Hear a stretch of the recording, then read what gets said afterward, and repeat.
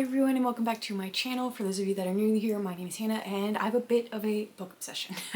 Today we are going to be going over my version of 10 Before the End. This is a list that most people post around this time of year when you only have like two and a half, 3 months left in the year, and it's like that list, that priority list that you want to get through before the year ends to feel accomplished. Maybe that's not why some people do it, but that's why I do it. I am a list girly at heart and I thrive off of finishing lists. The problem is I also thrive off of creating lists, so I have multiple lists at once. They often work against each other, and that means I often don't end up finishing them. So hopefully I'm going to at least be able to get through this. This is pretty much going to be just going through the books that are left on my 25 and 2025 TBR, which is why I said this is my version of 10 Before the End, because I have more than 10 books on here. I also had more than 25 books on my 25 and 2025 because I put series on there. So like, we just do our own thing over here. I kind of create my own rules and we just go with it. So yeah, I have the stack of books right next to me, at least the ones that I have the physical copies of. There are some that I still don't own yet, but we're gonna start with these. First up, we have the rest of the Magnolia Park series. I'm in the middle of the second one currently. I'm about like halfway through, and I think there are 3 more after this. There's 2 or 3 more. I have to double check. But hopefully going to finish this series. I'll admit this book I slowed down my reading pace significantly in compared to the first book. I just didn't like it as much. So I'm hoping that once I get back into Magnolia's story that I'll appreciate it a little bit more. This one just has a lot of footnotes and I hate it. And like, the writing style seems significantly different. So I'm wondering if I'm just a different person reading this one and it bothers me more, or if the writing style really is that different from Magnolia Park. So I'm gonna have to go look at some point and compare. But yeah, hopefully going to get through this series because everybody raves about it and I would really like to read it.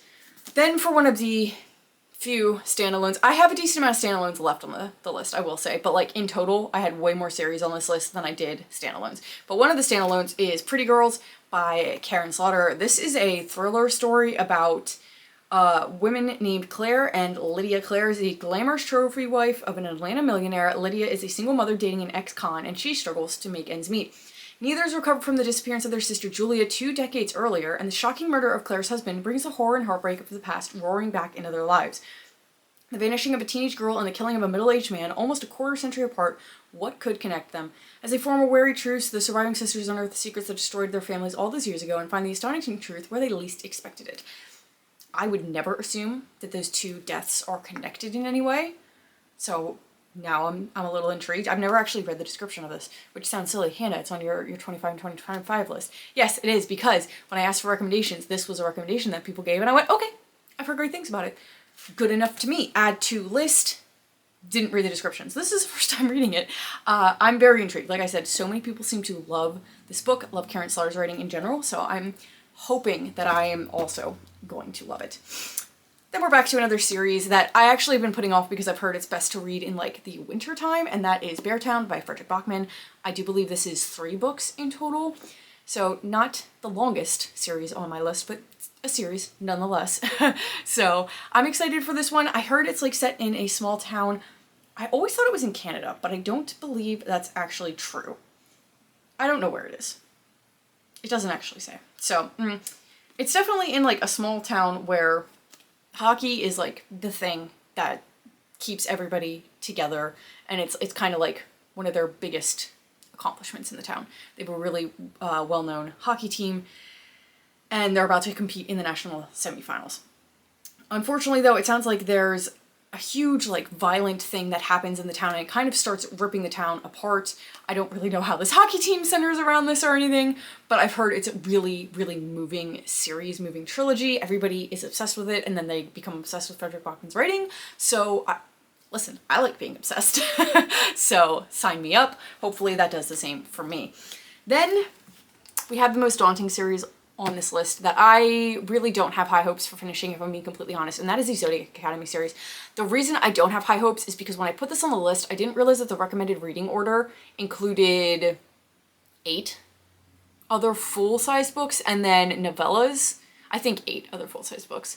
and novellas for like this entire world, and some of them you read in between the Zodiac Academy series. So like I am technically done with 3 books in Zodiac Academy, but after the 3rd one, they recommend that you read the Darkmoor Penitentiary series, which is, I'm looking at my shelves right now, 5 books, and I've only read 1 of them. So don't have super high hopes for getting through this series. I should have realized when I added it that that was the case. Should have done my due diligence and looked into this a little bit more, but that's okay. I'll keep enjoying it next year. That's perfectly fine with me. I'm loving these books. The other problem is that they are massive and they just seem to get bigger the further you go into the series. Like this one is 700 something pages, and I've heard like the end ones are close to 1,000. So yeah, not holding my breath on that one. Then another series that's a little bit longer on this list, we have Indigo Ridge. I think this is 5 books, if I'm not mistaken. There's always a chance that I'm not gonna like them and I won't continue the series, but that's not what I want. Like I want to actually enjoy these books. That there's a reason that they were on my priority list. So hopefully this is like a suspense romance, and it's about a young woman who is Montana's new chief of police, and she's determined to prove herself to this community that she didn't just get the job because her grandfather is the mayor. She's supposed to sort of like endear herself to this rich family called the Edens. The problem is that she had a one-night stand with their son, so that's not really going to be the easiest thing to do.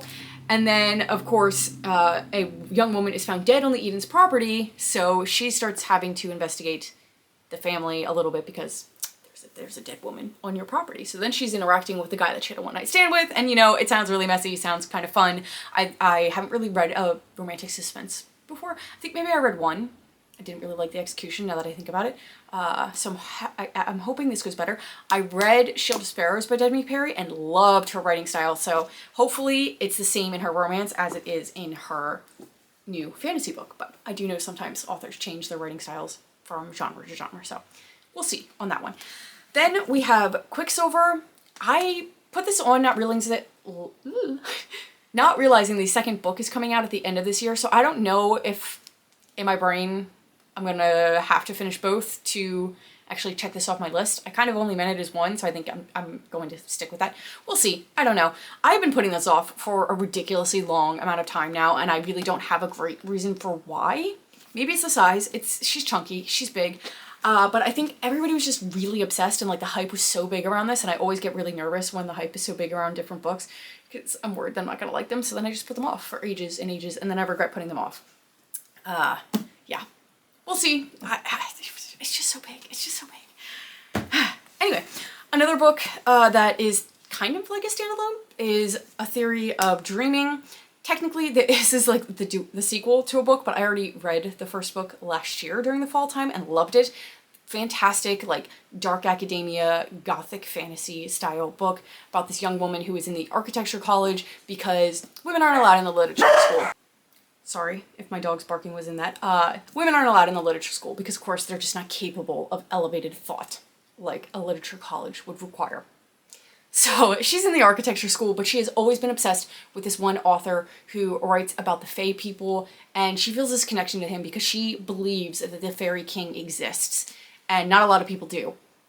So when she gets the opportunity to go and fix his crumbling manor after this author dies, she's like, yes, I want this chance. I want to go and like experience at least where he lived and like this author that I love so much and that she really felt was a part of her. So she gets the opportunity to do that while she's there. There's a literature student there that she didn't expect to be there, and she finds out that he is kind of trying to disprove the author's fame and that he was the author of all of like these famous works. And of course, like they're at odds, but she ends up kind of joining forces with him because weird things start happening while she's there. Just the way that this book really delves into sexism within education and the different prejudices against women for that, and a bunch of heavy topics was really well done. And then I loved the way that fairy tales and folklore and stuff was sort of woven into the first book, so I'm really excited to see what she does with the second one because the first one kind of ends really well wrapped up. Like I didn't think it was going to go into a second one, so very excited for this. Perfect for the fall time, and I will definitely be getting to that probably within the next month or so. Then the last series that I have like physical copies of currently is Throne of Glass. This is another long one. This is like, is it 8 books? It's either 6 or 8, I can't quite remember, or maybe 7. I don't know. It's a lot. There's a lot of books in this series, and I've only read one. I read Assassin's Blade because there's different recommended reading orders, and I decided to read Assassin's Blade first instead of third.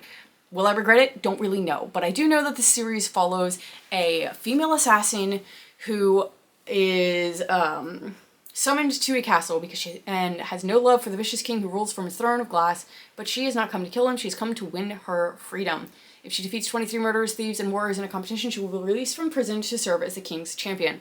So I kind of knew going into this that she was in prison, but I didn't really know what the premise of this book was going to be. I just sort of know how she ended up there because of reading the novellas. So I feel like it set me up really well for this series, but I can see why maybe there's a chance that if you read it third, those novellas are going to be more impactful.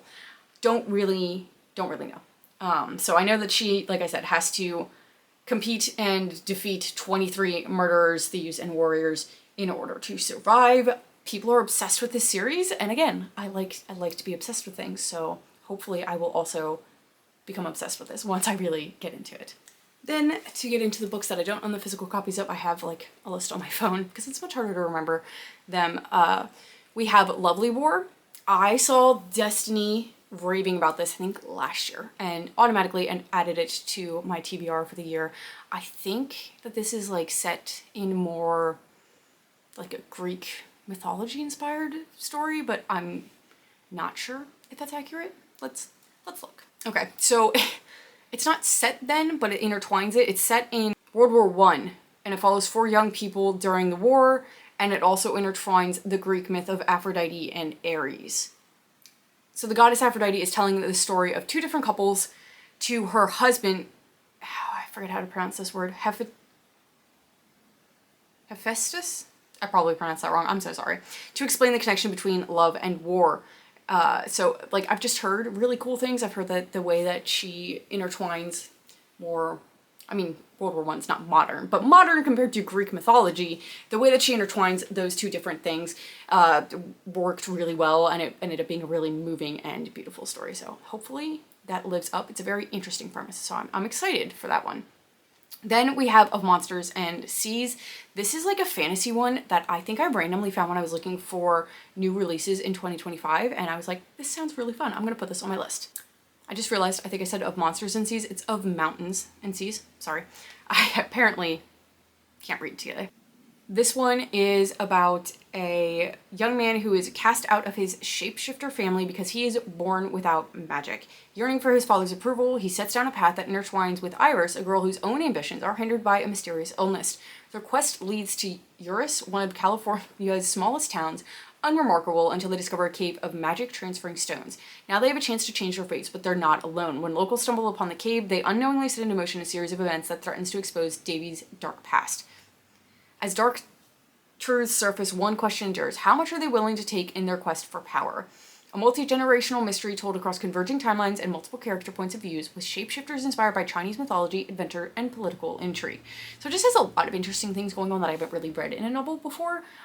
I've only read maybe a handful of books based on Chinese mythology, so I would love to get a little bit more into that, intertwining this type of magic in a modern day setting in California. Sounds like fun. I love seeing people try to do more, I don't know if this is gonna be urban fantasy per se, but like with actual settings that we are well aware of, not just a completely new fantasy world. That's always fun to me. Then we have another thriller, and that's House Across the Lake by Briley Sager. I am not going to look at the description for this one because, contrary to me reading Pretty Girl's description, I do sometimes like going into my thrillers blind, and I've heard Briley Sager's thrillers are like top tier, so I'd really like to just go into that not knowing too much. Obviously I know it's about, I think, like this mystery going on with a house across the lake that the main couple can see, but beyond that I really don't know what the rest of the premise is. So we're gonna keep it that way for that one.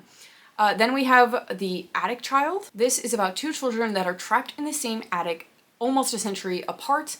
In the early 1900s, a 12-year-old Celestine spends most of the time locked away in the attic of a large house by the sea. The only time Celestine isn't bound by confines of the small space is when he's acting as an unpaid servant to English explorer Sir Richard Babington.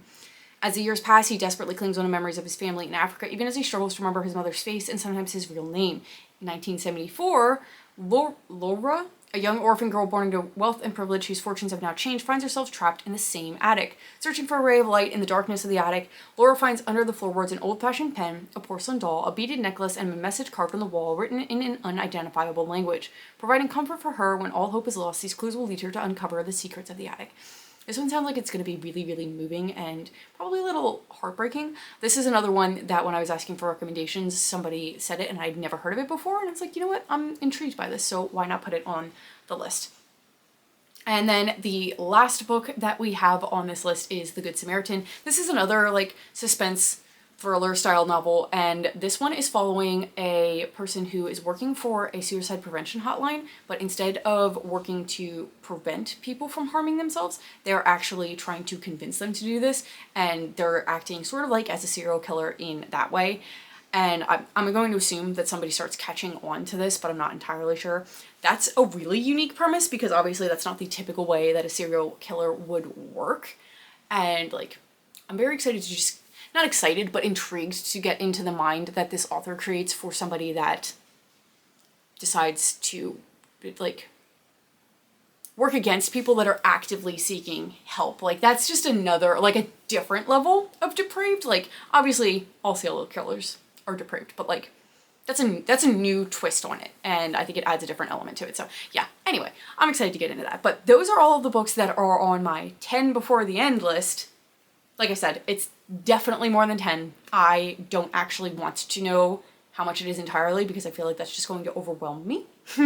So we're not going to count. If you guys want to count, feel free. Don't tell me, please. I don't want to know. But yeah, those are all of them. If you have any that you're like, you really need to get to this because let's be honest, there's probably some that I'm not going to get to. Please do let me know. Let me know what's on the end of your yearly TBR. I phrased that weird. Let me know what you guys want to read before the year ends, and I will hopefully see you guys in another video very soon. Bye.